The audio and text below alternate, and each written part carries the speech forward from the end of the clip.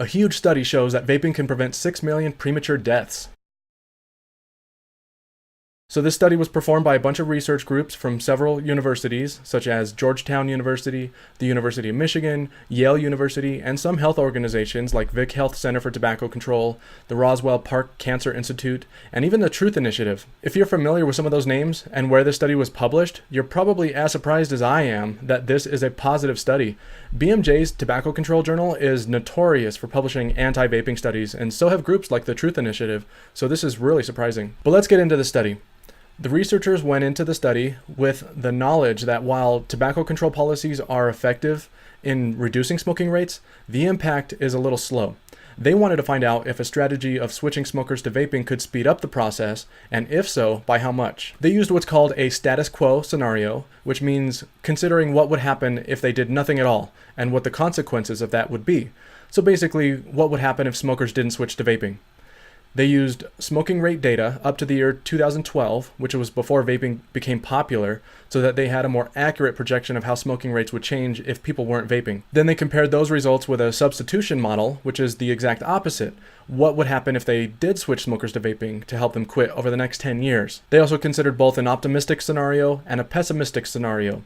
In the optimistic scenario, they considered current e-cigarette use patterns and published research. They found that by switching smokers to vaping, they would prevent 6.6 million premature deaths in just 10 years, with a total benefit of 86.7 million years. In the pessimistic scenario, they considered a worst case scenario. For example, that vaping is even more harmful than current research indicates. In this scenario, they would still prevent 1.6 million premature deaths, with a total of 20.8 million years saved. Even under pessimistic conditions, they could prevent millions of early deaths. The researchers came to the conclusion that switching smokers to vaping could save at least 1.6 million people and up to 6.6 million people from dying early due to smoking. That's a lot of people. And if you scroll down to the end of the study, you'll also find an interesting section called What This Paper Adds. The first bullet point there says, the 2014 U.S. Surgeon General's report suggested the need for a new strategy to more quickly end tobacco use, but a credible strategy has not been provided. This paper considers a strategy of switching cigarette smokers to e-cigarette use in USA to accelerate tobacco control progress. Now that's a slap in the face to the former Surgeon General who stupidly vilified electronic cigarettes in his report last year.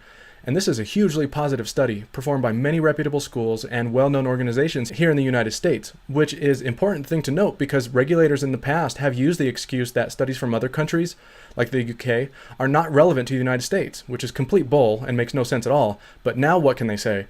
I'm excited to see how this research might impact the views of health organizations and policymakers in the future.